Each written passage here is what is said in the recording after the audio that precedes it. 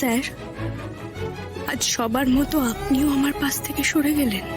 নাহলে এভাবে চুপ করে থাকার মানুষ তো আপনি নন। স্যার, আমি সবাইকে বোঝাতে পারছি না, কিন্তু বিশ্বাস করুন, আমি যেটা করেছি সেটা শুধুমাত্র এই পরিবারের জন্য করেছি। এবার আমায় শাস্তি দিলে দিন। আসি একদম নো নাটক। তুমি এইসব দাবার সামনে বলে ওকে উইক করে দিতে চাইছো না? করবে না একদম। কিরে বাবলু, চুপ করে বসে আছিস যে? চোখের ঠুলিটা সরিয়ে এবার দেখ, তুই যাকে পরিবারের সদস্য বলেছিলিস সে তোর ভরসা বা বিশ্বাসের দাম দিল কিনা সেটা দেখবি না একবারও? আরে যেটুকু তোর সম্মান ছিল সেটাও মাটিতে মিশিয়ে দিয়ে চলে এলো এই মেয়ে।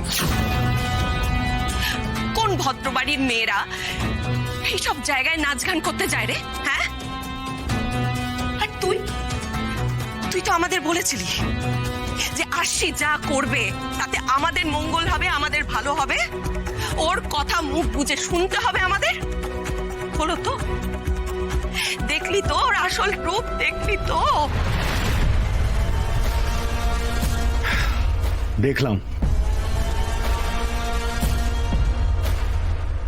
এবার জমবে মজা।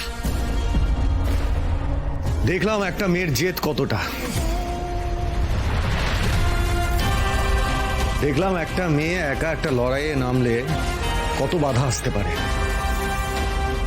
আর সেসব বাধা কাটিয়ে শুধুমাত্র পাখির চোখের দিকে লক্ষ্য রেখে এগিয়ে যেতে সবাই পারে না, যেটা আরশি পেরেছে।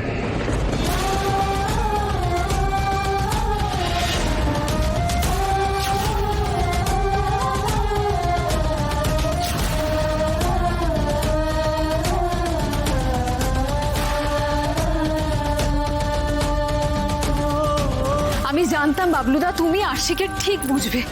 এসবের মানে কি? সাক্ষ্যদা আরশিকে সাপোর্ট করছে। বাবলু, তোর কি মাথাটা খারাপ হয়ে গেল নাকি? হ্যাঁ, এই মেয়ে বারে গান গেয়ে এসেছে আর তুই বলছিস? আমি বলছি আরশি বারে গান গাইতে গিয়ে ভুল কিছু করেনি।